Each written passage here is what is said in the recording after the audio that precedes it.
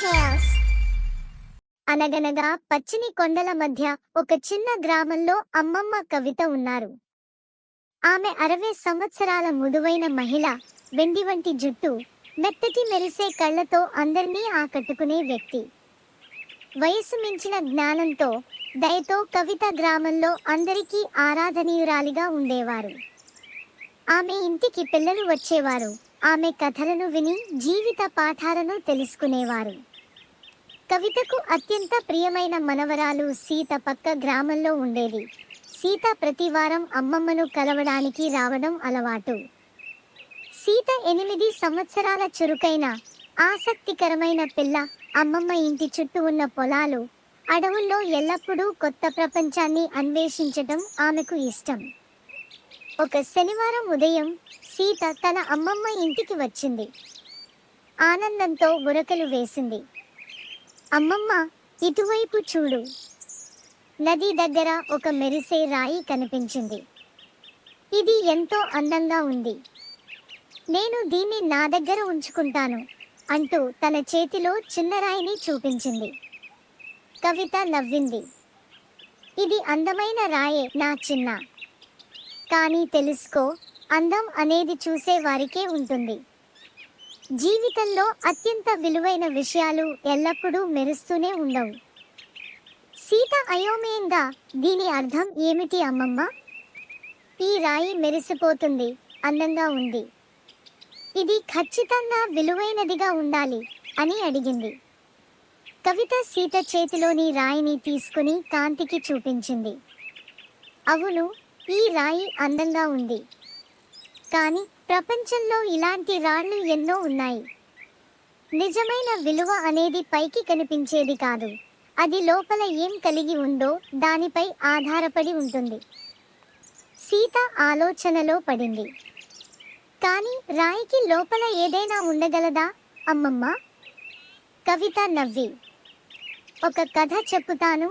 నేను చిన్నపిల్లగా ఉన్నప్పుడు లోపల ఏముందనే విషయాన్ని నేను అర్థం చేసుకోలేదు.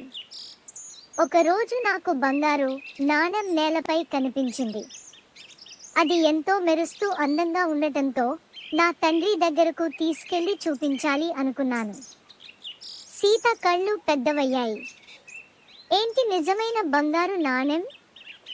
ఆ తర్వాత ఏం చేశావు అమ్మమ్మ? కవిత తల ఊపింది.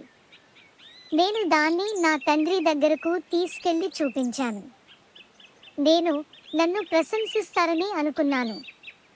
కానీ ఆయన నాణెంని చూసి, ఈ నాణెం విలువైనది, కానీ దాన్ని జాగ్రత్తగా ఉపయోగించినప్పుడే దాని విలువ ఉంటుంది.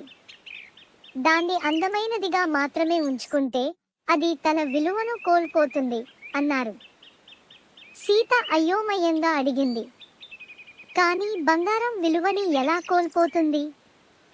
బంగారం ఎప్పుడూ విలువైనదిగా ఉండదా? కవిత నవ్వుతూ చెప్పింది.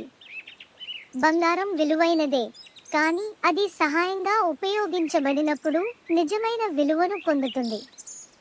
నా తండ్రి నాకు చెప్పినది ఏమిటంటే, స్వార్థంతో ఆలోచించే వ్యక్తి ఎవరైనా ఖాళీ రాయి లాంటివాడు. మన దగ్గర ఉన్నది ఎవరికైనా ఉపయోగపడేలా మంచిగా మార్చడంలో నిజమైన విలువ ఉంటుంది. సీత ఆ రాయిని చూస్తూ ఆలోచించింది. నేను కూడా పైకి మెరిసే దాన్ని బట్టి కాదు, ప్రత్యేకత ఏంటో తెలుసుకోవాలి అనుకుంది. కొద్ది రోజుల తర్వాత సీత మరియు కవిత ఎక్కువ సమయాన్ని కలిసి గడిపారు. ఆ చిన్న పిల్లకు తన తెలివైన అమ్మమ్మ నుంచి అనేక జీవిత పాఠాలు నేర్చుకోవటానికి అవకాశం దొరికింది.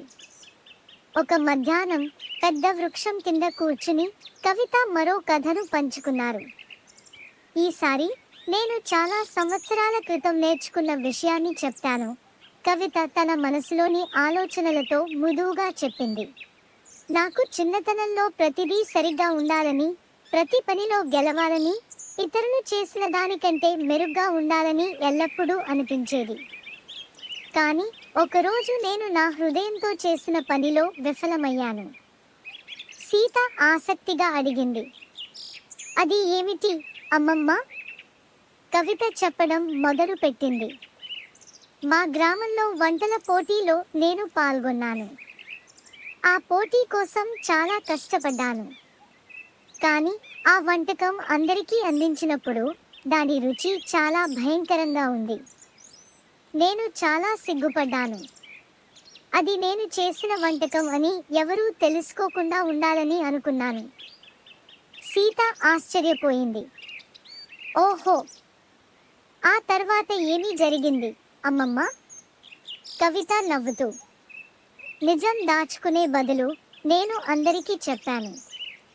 నేను చేసిన తప్పు ఒప్పుకున్నాను. అప్పుడు నా నిజాయితీని అందరూ అభినందించారు.